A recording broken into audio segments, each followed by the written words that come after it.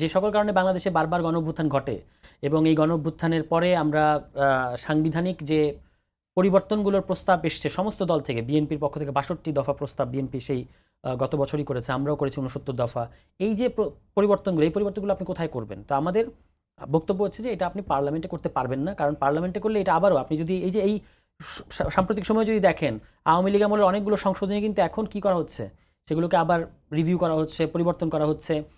আওয়ামী লীগ ত্রয়োদশ সংশোধনী বাতিল করেছিল, আপনি ত্রয়োদশ সংশোধনী বাতিল করে পঞ্চদশ সংশোধনী এনেছিল, এখন আবার পঞ্চদশ সংশোধনী বাতিল করে দেওয়া হয়েছে। আপনি যদি আবার পার্লামেন্টে গিয়ে সংশোধনী করেন তাহলে আবার কখনো এই সংশোধনী বদলে দেওয়া যাবে। ফলে আমরা বলছি যে সংবিধানে এবার এমন কিছু পরিবর্তন দরকার যেটা ইরিভার্সিবল, অন্তত তার বেসিক স্ট্রাকচার, বেসিক ফাউন্ডেশনটা ইরিভার্সিবল হবে। তো সেটা করার জন্য আসলে পার্লামেন্টে করা যায় না। ফলে আমরা নির্বাচনের কথাই বলে এসেছি আগাগোড়া। হ্যাঁ, এবং এই ধরনের নির্বাচন বাংলাদেশের নিকট অতীতে, বাংলাদেশের জন্মের সাথে এই ধরনের একটা নির্বাচনের ইতিহাস আছে ৭০ সালে, যে আমি যে নির্বাচনের কথা বললাম, যে একই সাথে আপনি সরকার পরিচালনা করবেন এবং সংবিধান পরিবর্তন করবেন, এই গণপরিষদ মডেল, এটা কিন্তু ৭০ সালে হয়েছে এবং তার মধ্যে যারা ম্যান্ডেট পেয়েছিল তাদেরকে ক্ষমতায় বসতে না দেওয়ার কারণে বাংলাদেশে মুক্তিযুদ্ধ এবং দেশ স্বাধীন হয়েছে।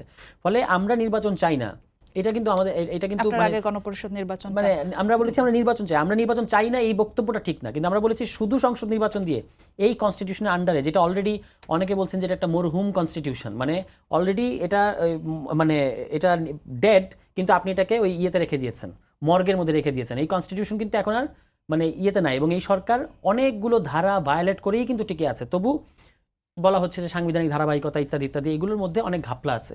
আমরা বলেছি যে সংবিধান পরিবর্তন করতে হবে এবং সংবিধান আপনারা সরকারকে বোঝাতে ব্যর্থ হলেন কেন যে আমরা বোঝাতে ব্যর্থ হয়েছি তা না। দেখেন, এই সংবিধানের যে একটা প্রত্যেকটা নিয়মের একটা অ্যারেঞ্জমেন্ট থাকে, ওটার সুবিধা কেউ কেউ পায়, সেটা এই সুবিধাটা পায় বাংলাদেশে ইতিমধ্যেই যারা পাওয়ারফুল বলতে শুধু আমি আওয়ামী লীগ ছিল তারা না, আরও কিন্তু ধরেন কালচারাল ইন্ডাস্ট্রি আছে, এখানে মিডিয়া আছে, এখানে আমলাতন্ত্র আছে, সামরিক বেসামরিক আমলাতন্ত্র আছে, পুরনো রাজনৈতিক দলগুলো আছে, ব্যবসায়িক গোষ্ঠী আছে। এই যে টোটাল সিন্ডিকেট, তারা হচ্ছে এই অ্যারেঞ্জমেন্টের মধ্য দিয়ে পাওয়ারফুল হয়েছে। ফলে তারা কিন্তু এটা হতে দিতে চায় না। এই কারণেই শুরুতেই এই সংবিধানের ভেতরে, যে সংবিধানের ইতিমধ্যেই মরহুম, তার ভেতরে এই সরকারটাকে গঠন করা হয়েছে এবং আপনি ১০৬-এর অধীনে এই সরকারটা গঠন করেছেন, মানে কনস্টিটিউশন ১০৬-এর অধীনে।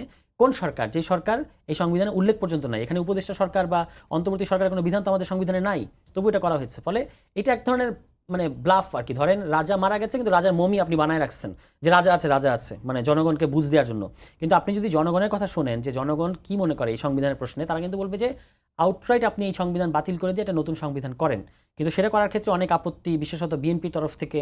আমরা এটা বারবার বলেছি যে বিএনপি যে সংবিধানকে ডিফেন্ড করতে চাচ্ছে, এটা এমনকি তাদের জন্য বানানো না, এটা আওয়ামী লীগের জন্য বানানো ছিল। কিন্তু আজকে বিএনপি কিন্তু এই সংবিধানের পক্ষে সবচেয়ে জোরালোভাবে অবস্থান নিয়েছে, হুইচ ইজ আনফর্চুনেট। তা আমরা বোঝাতে ব্যর্থ হয়েছি সেটা না, সরকার তো অলরেডি এটা অ্যাকনোলেজ করেছে। কারণ আপনি না, আদারওয়াইজ এই কমিশন কাজ করছে কেন? কমিশন শুরুতে বলতেছিল যে আমি সংবিধান পুনর্লিখন করবো, পরে রাজনৈতিক দলগুলো চাপে এখন কথাটা সংস্কারে এসছে। সংস্কার করেন আর পুনর্লিখন করেন। আপনি অলরেডি যে প্রস্তাবগুলো এসছে, এখন তো বাস্তবায়ন পদ্ধতির দ্বারপ্রান্তে আপনি আছেন। যে প্রস্তাবগুলো ইতিমধ্যেই এসেছে, এগুলো যদি আপনি বাস্তবায়ন করেন, এটা একটা নতুন সংবিধানই দিবে আপনাকে, মানে অলমোস্ট নতুন সংবিধান, যেখানে মূলনীতি বদলে যাচ্ছে, যেখানে পাওয়ার স্ট্রাকচারের মেজর পরিবর্তন আসছে, যেখানে এই যে সেদিন বিচার বিভাগের প্রশ্নে সিদ্ধান্ত হলো যে সুপ্রিম কোর্টের নিম্ন আদালত এখন সুপ্রিম কোর্টের অধীনে থাকবে, আলাদা ইয়ে হবে, আপনার কি বলে, সচিবালয় হবে সুপ্রিম কোর্টের। মানে ওই যে রাষ্ট্রপতির মধ্য দিয়ে প্রধানমন্ত্রী যেভাবে নিম্ন আদালতকে আগে নিয়ন্ত্রণ রাখতো, সেটা আর হচ্ছে না।